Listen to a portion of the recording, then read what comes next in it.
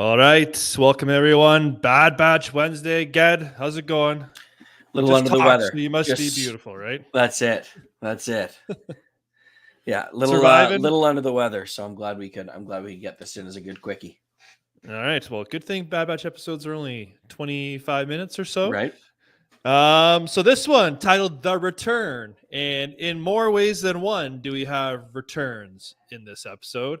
Absolutely. So back on Pabu, is that how you say it? I think so. Their Yeah. island oasis, where you have theorized the Bad Batch will end up when it's all said and done and retired. I do believe that. Surprised that they take Crosshair there.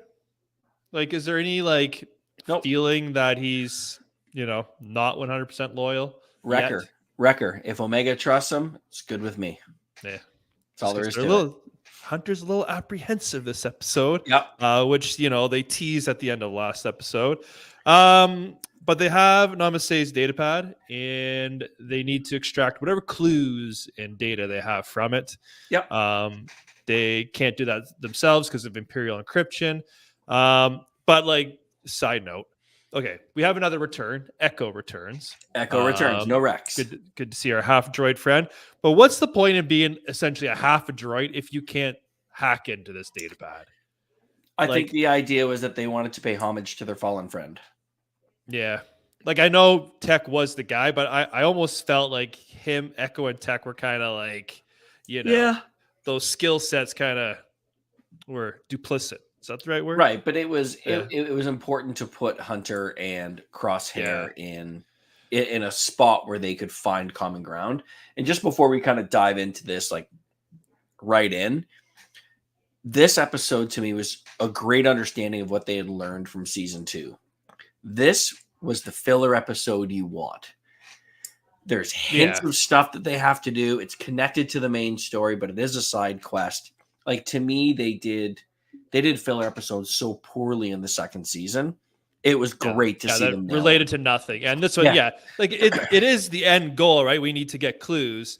But to your point, there's some nice elements here. There's a lot of callbacks to other moments. And like you said, it builds on those previous things. And the fact that they went to the planet where Crosshair made that switch, it took me a minute to figure it out. And I was like, oh, when he said I knew a place with a terminal, I know where they're going. It took me a minute. It took me until they landed. I was like, oh my God, I know exactly where they are. That was that was the one incredible episode of last season. It was so good.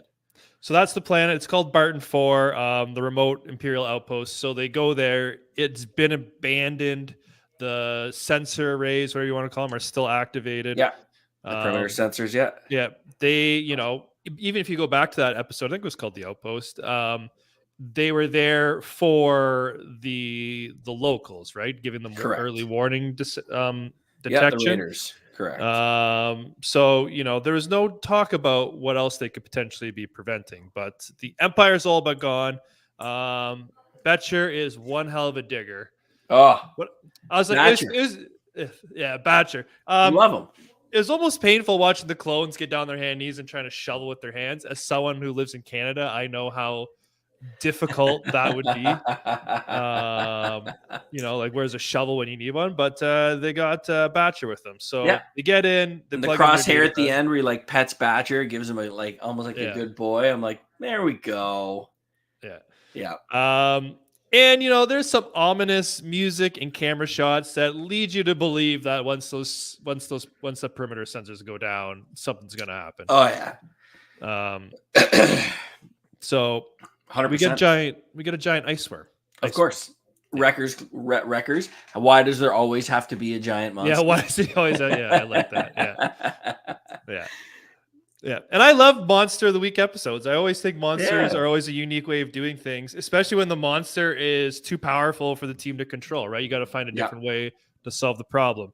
So they do their thing, get the monster back outside the perimeter, get the perimeter back activated. Hunter has a pretty close scrape in there with said worm. Yeah.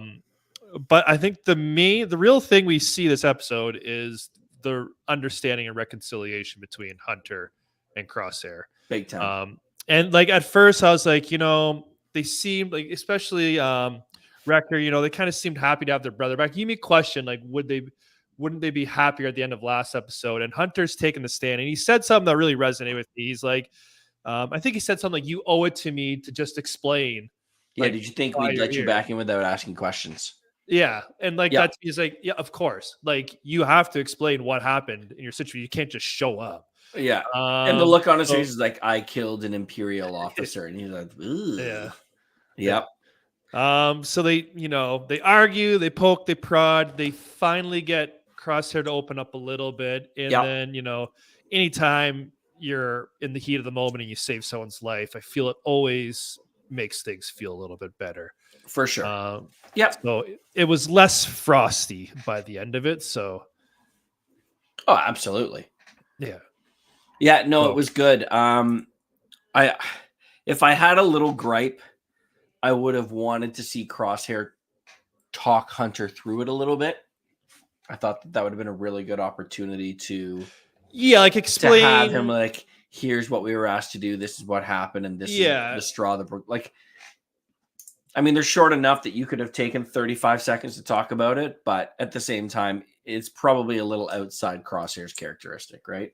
Yeah, I think I do agree. Like there could have, I know we know what he did, but like it almost feels like we want to hear him tell it to Hunter. But I think the one little touch they did that I think kind of somewhat closed that gap a little bit is showing Crosshair stacking up the helmets and Hunter kind of watching him. So he knows that he may have felt he had friends or brothers or something there that he cared about, and obviously something had gone wrong. Yeah. So no, that's fair. Yeah. So I think that was like maybe that's just a little bit of symbolism to kind of clue in Hunter that Crosshair really does. He eventually started to care about the clones once he saw how the Empire was treating them. Yep. The only other thing they really touch on this episode is the trembling with Hunter. Like he starts off doing target practice. You mean Crosshair?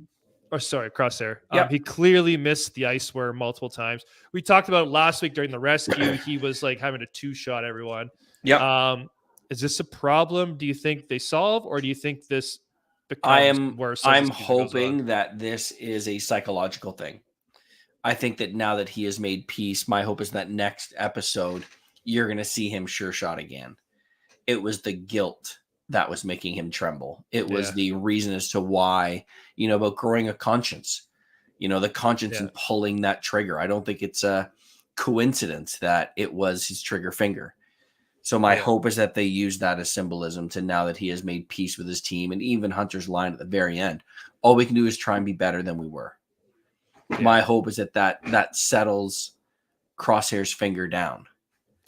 I mean, I could be wrong. It could be physical, but my hope is that it's psychological, and this becomes the gateway to Crosshair being Crosshair again, only Crosshair of the conscience. Yeah, well, the acceptance back into the team, but he talks about, I thought it was what I had to do to be a soldier, or I thought it was what I had to do as a soldier, something like that.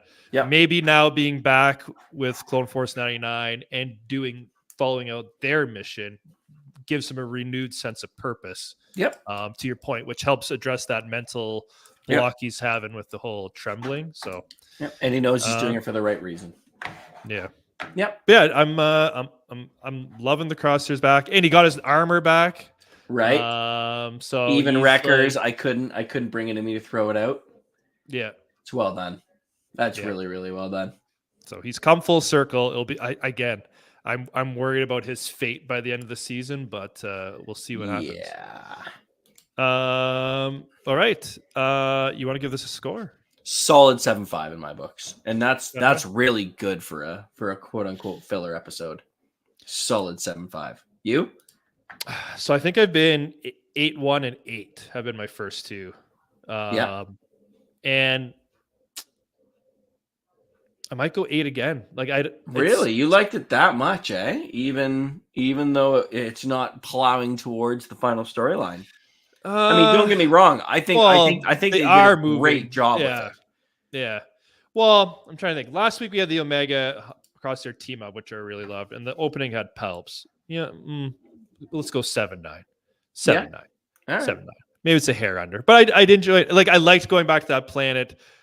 He had the history there. I like the resolution him and Hunter kind of get. You know, I think there's a lot. I think for the 20 some minutes it was on for breeze pass. So they nailed it. Yeah, they did such a good job with it.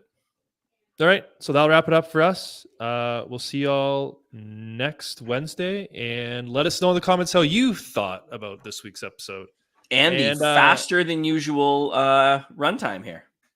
Yeah. Do you like the longer format? Do you want the shorter format? I'm actually kind of curious. Yeah, let us know. Do you like us rambling about other things and theories, or do you like us straight to the point, what we thought, and get in and get out? All right, I'll wrap up for us. Peace out, everyone. See you next week.